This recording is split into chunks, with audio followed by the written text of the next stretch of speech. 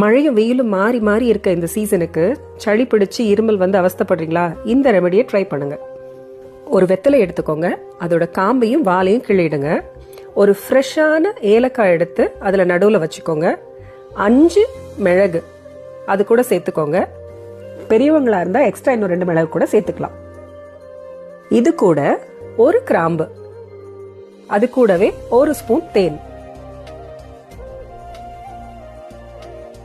இது எல்லாத்தையும் ஒன்னா முடிச்சு பீடா மாதிரி வாயில போட்டு மென்னு முழுங்கிடணும்.